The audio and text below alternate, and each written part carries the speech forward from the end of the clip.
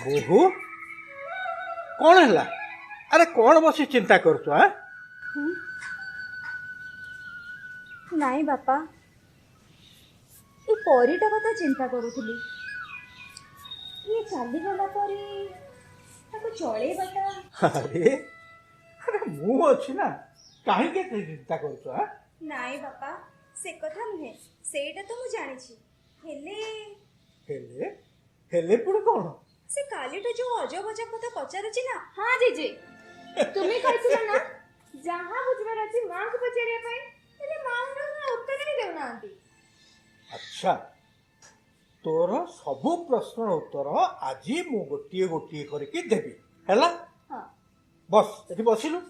ବୋଉ ତମେ ଯା ତ ତା ସ୍କୁଲ ବ୍ୟାଗଟା ନେଇ ଆସିବ, ଯା। ଆଚ୍ଛା ମା, ତୁ କହିଲୁ ତୋର ସବୁ କଣ ପ୍ରଶ୍ନ ଅଛି, ଗୋଟି ଗୋଟି କହିଲୁ। ଜେଜେ, କାଲି ମୁଁ ସ୍କୁଲରୁ ଜାଣିଲି ମୋ ଫ୍ରେଣ୍ଡ ସୀମାର ଭଉଣୀକୁ କି ଜଣେ ଦୁଷ୍କର୍ମ କରି ମାରି ଦେଇଛି। ହେଲେ ଦୁଷ୍କର୍ମ କଣ ଜେଜେ?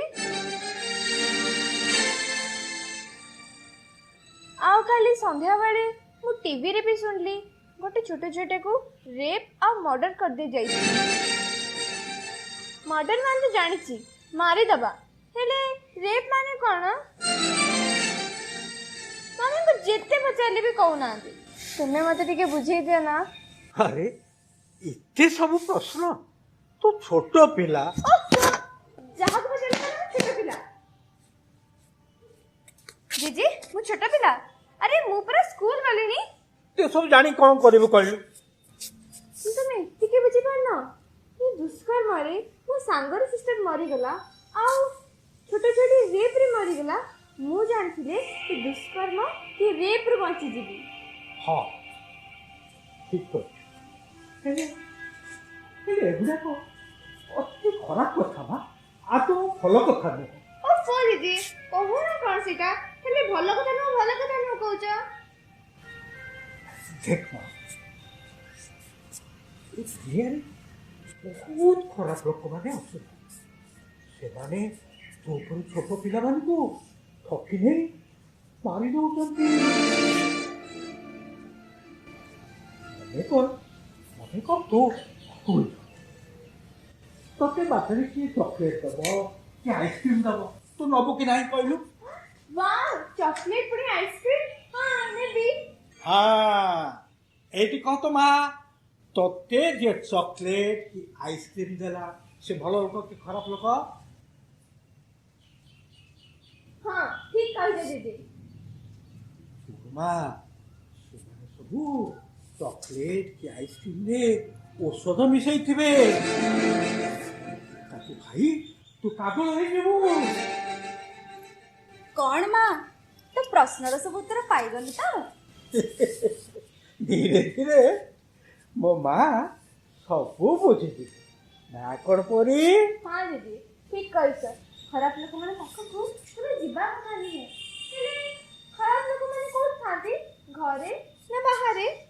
ଦେଖ, ଖରାପ ଲୋକମାନେ ବାହାରେ ବି ଥାନ୍ତି, ଘରେ ବି ଥାନ୍ତି। ତାହେଲେ ମୁଁ ଜାଣିବି କେମିତି? ତାମାନେ ଜେଜେ କଣ କହିଲେ ତୁ କିଛି ବୁଝିପାରିଲୁନୁ? ଶୁଣବା, ତତେ ଯଦି କିଏ କିଛି ଖାଇବାକୁ ଦିଏ, ସେଠି ଯଦି ମୁଁ ଥାଏ କିମ୍ବା ତୋ ମା ଥାଏ, ତାହେଲେ ତୁ ନେଇପାରୁ, ସେଥିରେ କିଛି ଅସୁବିଧା ନାହିଁ। ତାହେଲେ ତୁମେ ଦୁହେଁ ନଥିଲେ ମତେ ଯିଏ ଯାହା ଖାଇବାକୁ ଦବ ମୁଁ ନେବିନି। ହଁ, ଏବେ ମୁଁ ବୁଝିଗଲି। ଖାଲି ସେତିକି ନୁହଁ, ତୁ ଯେତେବେଳେ ଖେଳୁଥିବୁ କି ବାହାରେ ବୁଲୁଥିବୁ, ଯଦି ତତେ କିଏ କିଛି ପାଖକୁ ଡାକେ ବା କିଛି କହେ ବା ଘରକୁ ଯିବାକୁ କହେ କି କିଛି ଖାଇବାକୁ ଦିଏ, ସେଠି ସବୁ ଆସି ତୋ ମାଆକୁ କହିବୁ। ହଁ ଦିଦି, ତୁ ଛୋଟ ପିଲା ମା, ଏପରିକି ତତେ ଯେ ସ୍ନେହ ବା ଗେଲ କରିବାକୁ ଡାକିବ, ତୁ ତ ପାଖ ମାଡ଼ିବୁନି, ଦୌଡ଼ି ପଳେଇ ଆସିବୁ। ହଁ। ଶୁଣ ମା, ଗୋଟିଏ କଥା ସବୁବେଳେ ମନେ ରଖିବୁ, ଯେତେବେଳେ ବାହାରକୁ ଯାଉଛୁ, ଆମ ଆଖି ଆଗକୁ ବାହାରକୁ ଯାଉଛୁ, ସେତେବେଳେ ସତର୍କ ହବୁ ମା। ହଁ ଦିଦି, ଜେଜେ ଯାହା କହିଲେ ସବୁ ମନେ ରଖିବୁ। ହଁ ମା, ମୁଁ ସତର୍କ ରହିବି। ସୁନା ମାଟା ସବୁ ବୁଝି ଯାଉଛି। ସବୁ ନ ବୁଝିଲେ ବଡ଼ ମଣିଷ ହବ କେମିତି? ଆଉ ତା ବାପାଙ୍କ ସ୍ୱପ୍ନ ପୂରଣ କରିବ କେମିତି? ନା କି ପରି? यस जीजी Yes! ଶୁଣ ମା ତୁ ସ୍କୁଲ ଗଲା ବେଳେ ତୁ ସାଙ୍ଗମାନଙ୍କ ସାଙ୍ଗରେ ଯାଉଥିବୁ ଆସୁଥିବୁ ଆଉ ସେଇ ସାଙ୍ଗମାନଙ୍କ ସାଙ୍ଗରେ ମିଶି ଖେଳୁଥିବୁ ହଁ। ଏକୁଟିଆ ନୁହେଁ। ହଁ ମୁଁ ମା ମୁଁ ସେୟା କରିବି ଆଉ ମୋ ସାଙ୍ଗମାନଙ୍କୁ ବି କହିଦେବି ମୋ ପରି ସତର୍କ ରହିବେ। କଣ ତ ସେ କଥା? ହଁ ଦୁଷ୍କର୍ମ କରିବେନି କି ରେପ୍ ହେବେନି। Good. ଜାମା ସ୍କୁଲ ବେଳ ହେଇଗଲାଣି। ବାଏ ମା ବାଏ ଦିଦି। Bye. अरे परी कौन स्कूल जाऊचु? ହଁ एका एका ମୁଁ ତ ସବୁଦିନ ଏମିତି ଯାଏ ଦାଦା। तोते डर मारिनी? ଦିନ ବେଳେ କଣ ପାଇଁ ଡରିବି? ଏଠି ତ ଆମ ଗାଁ ସମସ୍ତେ ନିଜ ଲୋକ। अच्छा अच्छा अच्छा बुझीगली। अच्छा परी तू आज कौन खाइछु? ଯାହା ସବୁଦିନ ଖାଏ। ताहले स्कूल को कौन टिफिन आनिछु? କିଛି ନାହିଁ ଶୀଘ୍ର ଛୁଟି ହବ ଘରକୁ ଆସି ଖାଇବି। हसिकी खाइबु? ହଁ अच्छा रह ले ले परी एटा ने ए चॉकलेट रखे खाइबु आ मो सांगरे चाल ए पाख दुकान रो तो पाई चॉकलेट बिस्कुट सब किनि देबी हला। ନାଇଁ ନାଇଁ ଦାଦା ମୋ ଦାନ୍ତ ପୋକ କାଟିବ। अरे ले ମୁଁ ଚକୋଲେଟ୍ ନେବିନି ମୋ ଡେରି ହେଲାଣି ମୁଁ ଯାଉଛି। अरे परी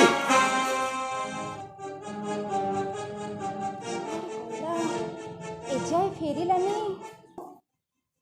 कौन हैला कौन ହେଇଛି? ନାଇଁ ବାପା ଆଜି କାହିଁ ଡାହାଣ ଆଖିଟା ମୋର ଡେଉଁଛି। ମୋ ଝିଅର ସ୍କୁଲ ଛୁଟି ହବଣି। अरे मु जाई ताको नहीं आसीबी। ନାଇଁ ବାପା ସେ ତା ସାଙ୍ଗମାନଙ୍କ ସାଙ୍ଗରେ ଆସୁଥିବ ଯେ। ଚାଲେ ଆପଣ ଔଷଧ ଖାଇବେ ଚାଲନ୍ତୁ। अरे परी तू चली चली जाऊचु? ହଁ आ मो गाड़ी सेठे रखीची तोते घरे छाड़ी देबी। ନାଇଁ ନାଇଁ ମାମୁଁ ମୁଁ ମୋ ସାଙ୍ଗ ସାଙ୍ଗରେ ଯିବି ତୁମେ ଯାଅ। अरे आ मु तुम दुई को घरे छाड़ी देबी वर्षा आसिलानी। ନାଇଁ କହିଲି ନା ତୁମେ ଯାଅ ମୁଁ ମୋ ସାଙ୍ଗ ସାଙ୍ଗରେ ଯିବି। अरे नहले तू आ। ଆରେ ଛାଡ଼। हौ जाऊची घरे तो माँ को कहबी। ପରି ମୁଁ ଏପଟେ ଯାଉଛି ତୁ ସେପଟେ ଯା ଗଲାବେଳେ ଦେଖିକି ଯିବୁ। ହଁ ବାଏ ବାଏ।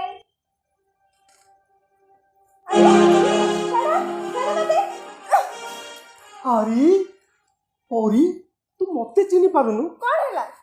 ମୁଁ ତୋତେ ସବୁଦିନ ଆମ ଘରକୁ ଡାକୁଛି ହେଲେ ତୁ ମୋ କଥା ଜମା ଶୁଣୁନୁ। ଆରେ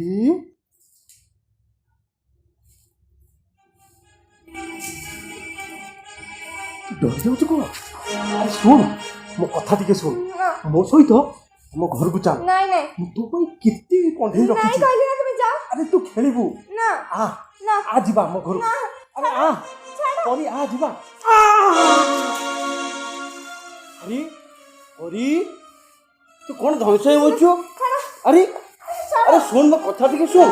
अरे कौन है कि सुन मो कथा टिके चल मो संगे चल चल मो बुझी चल आस मो संगे आस।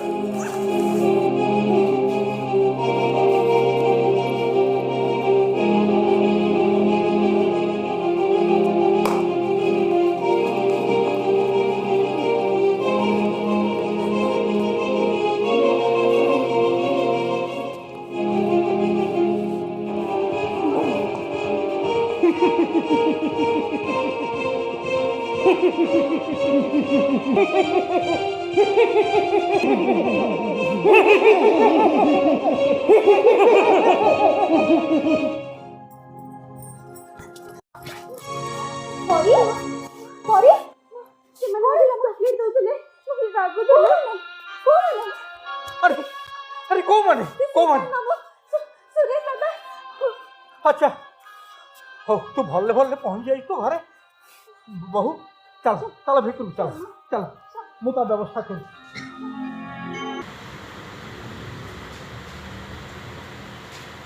बहु बस बस बस।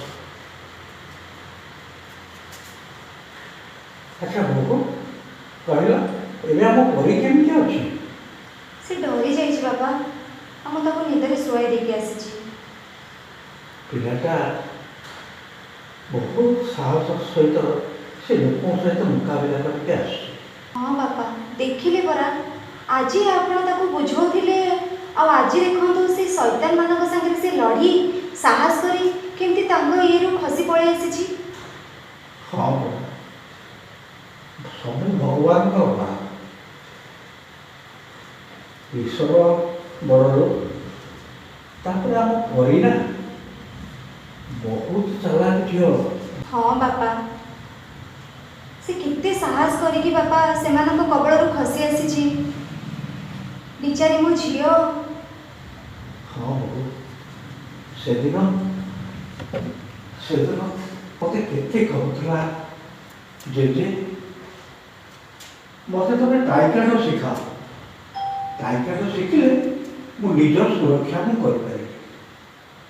ମୁଁ ତାକୁ କହିଥିଲି ହଁ ପରି ଏଥର ମୁଁ ସେ ଟାଇକାଣ୍ଡ କ୍ଲାସରେ ଆଡ଼ମିସନ୍ କରିଦେବି, ତୁ ଟାଇକାଣ୍ଡ ଶିଖିବୁ, ଶିଖିକି ତୋ ନିଜର ସୁରକ୍ଷା ତୁ କରିବୁ। ହେଲେ ବୋଉ ବୁଝିଲ ଆମ ପରିନା ତାଙ୍କ ସ୍କୁଲରେ ଯେତେ ପିଲା ସମସ୍ତଙ୍କଠୁ ଆଗରେ, ପାଠ ପଢ଼ାରେ ଯେମିତି, ଗୀତ ବୋଲାରେ ଯେମିତି, ଖେଳରେ ଯେମିତି, ସବୁଥିରେ ଆମ ପରି ଆଗରେ। ହଁ ପରା ବାପା, କିନ୍ତୁ ବାପା ଆଜି ଯାହା ହେଲା ସେ ଲୋକମାନେ କିଏ? ବହୁ ସେମାନେ ସବୁ କିଏ କିଏ କହିଲ? ମାନେ ସମସ୍ତେ ବାପା ଆମ ଗାଁ ଲୋକ।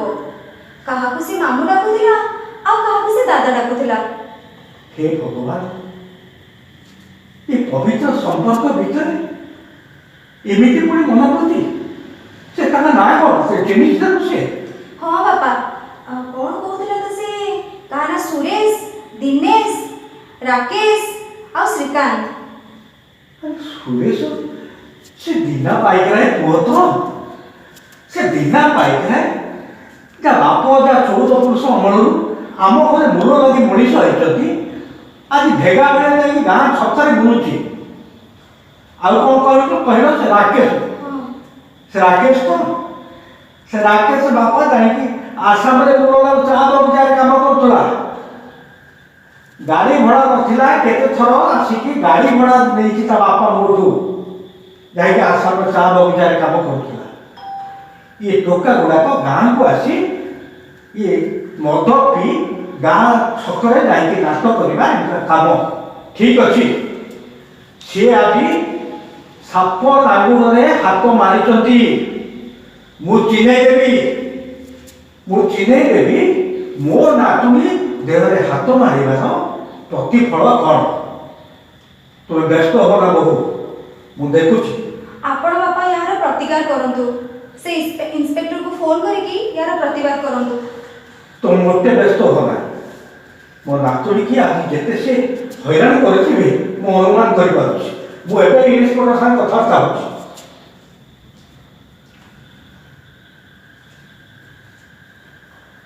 ହ୍ୟାଲୋ, ହଁ ଇନ୍ସପେକ୍ଟର ଆଜ୍ଞା, ଆଜ୍ଞା ନମସ୍କାର। ମୁଁ ଆଜ୍ଞା କହୁଥିଲି, ମିଶ୍ର କହୁଥିଲି ଆଜ୍ଞା, ସନାତନ ମିଶ୍ର ଆଜ୍ଞା, ବାସନ୍ତୀ କଲୋନୀ ସନାତନ ମିଶ୍ର ଚିହ୍ନିଲେ ନା ଆଜ୍ଞା? ହଁ ଆଜ୍ଞା, ସେଦିନ ଦେଖା ହେଇଥିଲା ଉଦିତ ନଗର ଥାନାରେ। ମୁଁ ସେ ସାମ୍ନାରେ ଯାଉଥିଲି, ଆପଣ ଦେଖା ହେଇଥିଲେ, ନମସ୍କାର କରିଥିଲି, ଖ୍ୟାଲ ଅଛି? ହଁ ଆଜ୍ଞା ମୁଁ ସେ ନାତୁଣୀଟି ସେ ସ୍କୁଲରେ ପାଠ ପଢ଼ୁଛି। ସେ ରାସ୍ତାରେ ଗଲାବେଳେ ଏ ଗାଁ ଲୋକମାନେ ତାକୁ ଆଉ ରାସ୍ତାରେ ଚଲେଇ ଦେଉନାହାନ୍ତି ଆଜ୍ଞା। ହଁ, ସେ ଲୋକମାନଙ୍କ ନାଁ ମୁଁ ଜାଣିଛି, ମୋ ନାତୁଣୀ ଚିହ୍ନିଛି ସେମାନଙ୍କୁ ଏବଂ ତାଙ୍କ ନାଁ ଆସିକି ଆମକୁ ସେ କହିଛି। ସେ ଆମ ଏଇ କଲୋନୀର ପିଲା, ସେ ସୁରେଶ, ରାକେଶ, ଏମିତି ତାଙ୍କର 3-4 ଜଣ ପିଲା। ସେ ସେଠି ଗାଁ ଛକରେ ଯାଇକି ବସିକି ସେଠି ଆଡ଼ା କରିବା, ପାନ ଦୋକାନରେ ଆଡ଼ା କରିବା, ଆଉ ସେ ଚା ଦୋକାନରେ ସେଠି ତ ଆଜିକାଲି ମଦ ମିଳିଲେ, ସେ ମଦ ପିଇ ସେଠି ଗୋଟେ ନାଟ ଲଗେଇଛନ୍ତି। ସନ୍ଧ୍ୟା ହେଲେ ଆଜ୍ଞା ସେଠି ଚାଲିଛି ଗୋଟେ ନାଟ ଆଜ୍ଞା। ସେମାନେ ଗାଁ ଝିଅ ବୋହୂମାନେ ତ ଯାହା ଅବସ୍ଥା କରୁଛନ୍ତି, ଗାଁ ଝିଅ ବୋହୂମାନେ ସେ ରାସ୍ତାରେ ଯିବାକୁ କଷ୍ଟ ହେଇଗଲାଣି ଆଜ୍ଞା। ଟିକେ ଦୟାକରି ଦେଖନ୍ତୁ, ଏଇ ଛୋଟ ପିଲାମାନେ ସ୍କୁଲ ଗଲାବେଳେ ଏମାନେ ଶିଖିବେ କ'ଣ କୁହନ୍ତୁ? ଏମାନେ କୋଉ ସଂସ୍କାର ଶିଖିବେ ଆମ ସମାଜରୁ କୁହନ୍ତୁ? ଆପଣ ଆଜ୍ଞା ହଁ ମୁଁ ସ୍କୁଲ ଗଲାବେଳେ ଆପଣଙ୍କୁ ଫୋନ୍ କରିଦେବି ଆଉ ସେମାନେ ସେ ସ୍କୁଲ ଯେତେବେଳେ ବାହାରିବ ମୁଁ ଆପଣଙ୍କୁ ରିମାଇଣ୍ଡ କରିଦେବି ମନେ ପକାଇଦେବି ଆଜ୍ଞା ଆଜ୍ଞା ଟିକେ ସେ ପିଲାମାନଙ୍କୁ ଟିକେ ପାନେ ଦିଅନ୍ତୁ ନହେଲେ ଆମ ସମାଜ ସବୁ ବିଗିଡ଼ିଯିବ ଆମ ସଂସ୍କୃତି ଯେଉଁ ଐତିହ୍ୟ ଯାହାକୁ ନେଇକି ଆମେ ଆଜି ଗର୍ବ କରୁଛନ୍ତି ସେ ସବୁ ଆଜ୍ଞା ଏ ପିଲା ଶିଖିବେ ତ ହଁ ଆଜ୍ଞା ରହୁଛି ଆଜ୍ଞା ନମସ୍କାର ନମସ୍କାର ଆଜ୍ଞା କ'ଣ କହିଲେ ବାପା ଇନ୍ସପେକ୍ଟର ବାବୁ? ବୁଝିଲ ବୋହୁ ଇନ୍ସପେକ୍ଟର ଆମର ଇଏ ଉଦିତନଗର ଥାନା ଯେଉଁ ଇନ୍ସପେକ୍ଟର ଅଛନ୍ତି ନା ତାଙ୍କ ବାପା ଆଉ ଆମ ବାପା ଇଏ ବହୁତ ଚିହ୍ନା ଲୋକ ସେଦିନ ଥାନା ଆଗରେ ତାଙ୍କ ଭେଟ ହେଲା ପରେ ଯେତେବେଳେ ପରିଚୟ ହେଲା ସେ ମୋତେ ବହୁତ ସମ୍ମାନ କଲେ ଏବଂ ଡାକିକି ନେଇକି ଥାନାରେ ବସେଇଲେ ତାଙ୍କୁ ମୁଁ ସବୁ ଗୋଟି ଗୋଟି କରି କହିଛି ଏ ଗାଁର ସେ ଯେଉଁ ପିଲା ଯିଏ ବଦମାସି କରୁଛନ୍ତି ତାଙ୍କ ନାଁ ବି କହିଛି ଏବଂ ସେ ମୋତେ କହିଛନ୍ତି ଆପଣ ମୋଟେ ବ୍ୟସ୍ତ ହୁଅନ୍ତୁନି ମୁଁ ସେ ପିଲାମାନଙ୍କୁ ଧରିକି ତାକୁ ଉଚିତ ଶିକ୍ଷା ଦେବି ଆପଣ ମୋଟେ ବ୍ୟସ୍ତ ହୁଅନ୍ତୁ ହଁ ବାପା ଏମାନଙ୍କର ଶୈତାନପଣ ନା ଦିନକୁ ଦିନ ବଢ଼ି ଚାଲିଛି ଏମାନଙ୍କୁ ପାନେ ଦରକାର। ଦେଖୁନା ବୋହୁ ଏ ସଂସ୍କାର ବୋଲି କିଛି ନାହିଁ ଏ ଯୁବ ସମାଜ କି ମାନେ ଏ ସମାଜକୁ ନେଉଛନ୍ତି କୁଆଡ଼େ ଏ ସୋସାଇଟିର ଗତି କୁଆଡ଼େ ଏମାନଙ୍କୁ ପାନେ ନଦେଲେ ଆମ ସମାଜ ତିଷ୍ଠିବନି ଆମ ସଂସ୍କୃତି ଆମ ଐତିହ୍ୟ ସବୁ ବର୍ବାଦ ହେଇଯିବ ମୁଁ ଇନ୍ସପେକ୍ଟରଙ୍କୁ କହିଛି କାଲି ସକାଳୁ ସବୁ ତାଙ୍କୁ ଫୋନ୍ କରିବି ଆମ ଝିଅ ଯେତେବେଳେ ଯିବ ସ୍କୁଲକୁ ପରିବେଶ ସ୍କୁଲକୁ ଯିବ ସେତିକିବେଳେ ତାଙ୍କୁ ଫୋନ୍ କରିବି ବାହାରିଲା ବୋଲି ଇନ୍ସପେକ୍ଟର ତାକୁ ଧରିକି ପାନେ ଦେବେ ଗୋଟେ ବ୍ୟସ୍ତ ହେଲା ହଉ ବାପା ହଉ ତମେ ବସ ବାପା ଝିଅ ଉଠିବଣି ମୁଁ ତାକୁ ଖାଇବାକୁ ଦେବି। ହଁ ଯାଆନ୍ତୁ ମା ହଉ ଯା ଗୋଟେ ନାଚ ଲଗେଇଛନ୍ତି ଏଠି ଇଏ ମୁରବୀ କ'ଣ ଆଉ ଦେଶରେ ନାହାନ୍ତି ଏ ସମାଜରେ ମୁରବୀ ସବୁ ମରିଗଲେ ନା କ'ଣ ତମ ମନ ଇଚ୍ଛା ନା କରି ଚାଲିଯିବ ନନ୍ସେନ୍ସ ଗୁଡ଼ା କହୁଥିଲା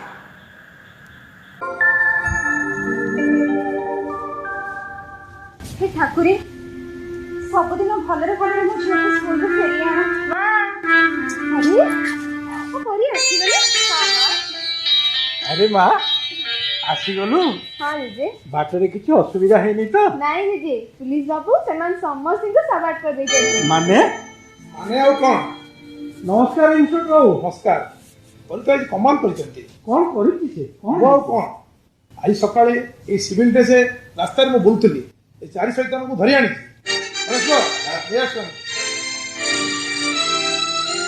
हां निमन कार्य करा शाबाश परिमा तुम्हें धन्यवाद पात्री तुम्हें केवल ईमान को धरवे साहय करन बरं लक्ष लक्ष पिला उदाहरण सहित तुम महान कार्य तुमको पुरस्कृत कर धन्यवाद इन्स्पेक्टर बाबू सତରେ ଆପଣ ଆମ ଝିଅକୁ ସୁରକ୍ଷା ଦେଇଥିବାରୁ ଆମେ ଆପଣଙ୍କ ନିକଟରେ କୃତଜ୍ଞ।